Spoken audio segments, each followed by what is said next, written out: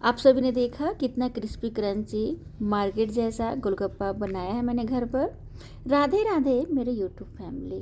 तो अगर आपकी भी गोलगप्पा घर पर फूली हुई नहीं बनती, क्रिस्पी क्रंची नहीं बनती है, फूलने के बाद थोड़ी देर के बाद सॉफ्ट बन जाती है, इस तरीके से फूला फूला नहीं बनता, गुब्बारे जैसा नहीं बनता और एकदम देखिए दोनों साइड से इक्वल है, कहीं भी मोटा कहीं भी पतला नहीं है, सारे के सारे फूले हुए बने हैं। तो दोस्तों, अगर आप भी इस तरीके से घर पे गोलगप्पा बनाना चाहते हैं बिल्कुल ही परफेक्ट, तब आप हमारे वीडियो में बने रहें, बिल्कुल भी स्किप ना करें। मैंने पहले भी कई बार गोलगप्पे का रेसिपी आप सभी के साथ शेयर किया है, आप प्लेलिस्ट में देख सकते हैं या फिर मैं डिस्क्रिप्शन में इसका लिंक डाल दूंगी। तो चलिए शुरू करते हैं। यहाँ पे मैंने लिया है सूजी और गोलगप्पे को देखिए मार्केट में 2 से 3 तरीके का गोलगप्पा मिलता है, एक आटे का, एक सूजी का और एक मैदे का। तो मैं आज सूजी वाला बना रही हूँ। तो यहाँ पर मैंने 1 कप सूजी ले लिया है चाय पीने वाले कप से। इसमें मैंने डाला है 2 चम्मच मैदा। मैदे की जगह पर आप आटा भी डाल सकते हैं, पर मैदा वाला थोड़ा सा कलर अच्छा लगता है देखने में। और यहीं पे मैंने डाला है 2 पिंच यानी कि 2 चुटकी नमक। ये सोडा नहीं मैंने डाला है, ये आज मैं बिना सोडा का बना रही हूँ। बिना सोडा वाला भी बहुत ही परफेक्ट फटाक से फूल जाता है, तेल में जाने के बाद सारे के सारे फूले हुए बनते हैं। और यहाँ पे अच्छे से मिक्स कर दिया नमक, सूजी और मैदा को। अब इसे गूंदने के लिए एकदम खौलता हुआ पानी आपको सूजी में डालना है, क्योंकि सूजी जो होता है वो पानी को खींचने का काम करता है। इसीलिए जब खौलते हुए पानी इसमें डालते हैं तो फटाफट सूजी जो है परफेक्ट गूंद जाता है, क्योंकि वो फूल जाता है तुरंत भर में।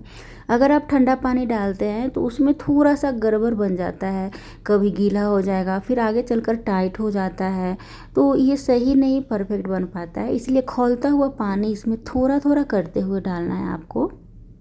एक बार में ज़्यादा मात्रा में पानी आपको नहीं लेना है, 1 से 2 चम्मच इस तरीके से आपको डालना है, फिर गूंदना है। इसे गूंदते समय मैं वीडियो को बिल्कुल ही काटूंगी नहीं, क्योंकि यहाँ पे मैं बिल्कुल ही आपको दिखाना चाहती हूँ। जितना परफेक्ट अच्छे से आप गूंद पाएंगे उतना परफेक्ट आपका जो गोलगप्पा है फूला हुआ और सही बनकर तैयार होगा। तो इसी तरीके से आपको गूंदना है, थोड़ा थोड़ा पानी डालते हुए, और एकदम सॉफ्ट नरम मुलायम आपको गूंद कर तैयार कर लेना है डो को। तो देखिए इस तरीके से सॉफ्ट आपको आटा गूंद लेना है, मतलब लगा लेना है, क्योंकि अभी भी सूजी जो है वो बहुत ज़्यादा फूलता नहीं है, तो थोड़ा सा मुलायम ही रखिएगा। और इस तरीके से आपको कवर कर देना है। आप चाहें तो इसे मतलब कॉटन के कपड़ा को गीला करके रख सकते हैं और या फिर कवर कर सकते हैं इस तरीके से, और पूरी रात के लिए मैं इसे छोड़ती हूँ। ज़्यादातर लोग क्या करते हैं कि 4 से 5 घंटे फूलने के लिए डाल देते हैं, उसके बाद फिर बनाना शुरू करते हैं। पर उससे होता क्या है कि 50% फूलता है गोलगप्पा और 50% नहीं फूल पाता है। तो जैसे शॉप वाले जो होते हैं ना, दुकान वाले मतलब ठेले वाले, वो क्या करते हैं कि रात में आटे को गूंद कर लगा देते हैं, सुबह में 5 से 6 बजे उठते हैं, सारे के सारे गोलगप्पे को इसी तरीके से बनाते हैं और 10 बजे तक उनका बन जाता है, 11 बजे तक वो ठेला लगा देते हैं। तो उनका जो होता है ना, सारा का सारा गोलगप्पा फूला हुआ बनता है, क्योंकि रात में 12 घंटे ना जब मिलती है आटे को तो वो फर्मेंट होता है, वो फुलाने का काम करता है। अब देखिए 12 घंटे के बाद में आटा को जैसे ही मैंने लिया तो वो काफ़ी टाइट हो गया था। तो फिर मैंने क्या किया कि थोड़ा थोड़ा पानी डालकर इस तरीके से सॉफ्ट सा आटा मैंने लगा लिया। और इस तरीके से मतलब कि थोड़ा सा अगर टाइट हो जाए ना 12 घंटे के बाद, तो आपको क्या करना है कि फिर से गुनगुना पानी या फिर गर्म पानी डालना है उसमें, और थोड़ा सा सॉफ्ट मुलायम आपको गूंद लेना है। छोटे छोटे लोइयों को बना लेना है और इसके ऊपर मैंने डाल दिया है फिर से 1 से 2 चम्मच मैदा, ताकि जो आपस में बॉल्स जो है वो चिपके नहीं। और इस तरीके से आपको एक एक लेना है और बेल लेना है। दोस्तों आपको ना बेलन में भी तेल लगा लेना है और नीचे शेल्फ पर भी तेल लगा लेना है, ताकि ये गोलगप्पा जो है वो हमारा चिपके नहीं। और पतला सा आपको पलटते हुए बेल लेना है। आप गोल बेलिए या फिर लंबा बेलिए, ये आपकी मर्जी है।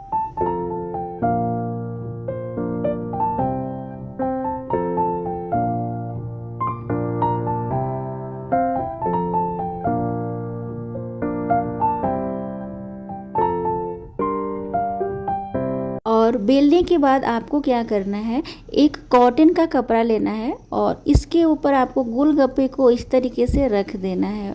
आप कपड़े को गीला करके उसका पानी निचोड़ कर भी ले सकते हैं, पर मैंने कपड़ा बिल्कुल ही सूखा लिया है। और इस तरीके से सारे के सारे गोलगप्पे को बनाकर कपड़े के ऊपर रख देना है।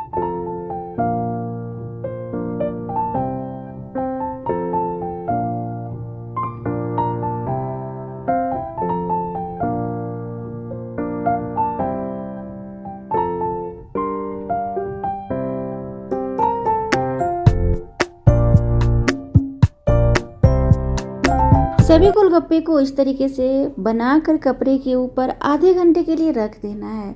आधे घंटे के बाद आपको इस तरीके से गोलगप्पे को लेना है और ऊपर का जो हिस्सा है वो ऊपर रहेगा तेल में जाने के बाद, और जो नीचे का हिस्सा है वो नीचे रहेगा तेल में जाने के बाद। कुछ इस तरीके से देखिए। दोस्तों गोलगप्पे को तलते समय कभी भी सरसों तेल का इस्तेमाल ना करें, क्योंकि सरसों तेल में फूलने के बाद फिर वो बहुत देर तक क्रंची नहीं बना रहेगा, वो तुरंत जाकर सॉफ्ट हो जाएगा।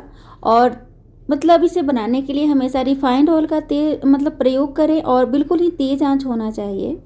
और इस तरीके से आपको थपकी लगाकर गोलगप्पे को उलटते पलटते हुए तलना है। जैसे कि गोलगप्पे को इस तरीके से डाला और झंझरा को इस तरीके से आपको ठोकना है गोलगप्पे के ऊपर, थप थप थप थप करना है जब तक ये फूलता नहीं है। जब फूल जाए उसके बाद आपको पलट देना है। जब अच्छी तरीके से फूल जाए, पलटने के बाद आप आंच को कम कर सकते हैं ताकि जले नहीं। और इस तरीके से सभी गोलगप्पे को बना सकते हैं। और हाँ दोस्तों, आप चाहते हैं ना कि बिल्कुल ही आपका जो गोलगप्पा हो मार्केट जैसा स्वाद आए, तो इसके लिए आपको लोहे के कढ़ाई में आपको तलना होगा, क्योंकि लोहे के कढ़ाई से एक अलग ही टेस्ट आता है, स्वाद आता है, जो कि आपको एकदम लगेगा कि मार्केट से ख़रीदा हुआ गोलगप्पा है।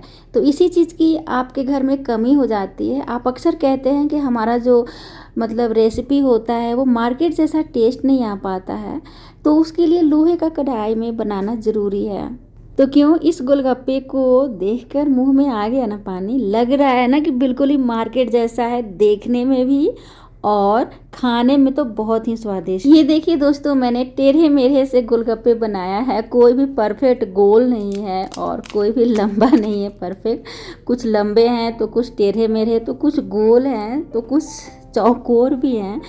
जैसे भी मन करे उस शेप में मैंने घर पर ही बना दिया। तो दोस्तों अगर हमारी रेसिपी पसंद आए तो मुस्कुराइए, लाइक कीजिए, सब्सक्राइब कीजिए। राधे राधे।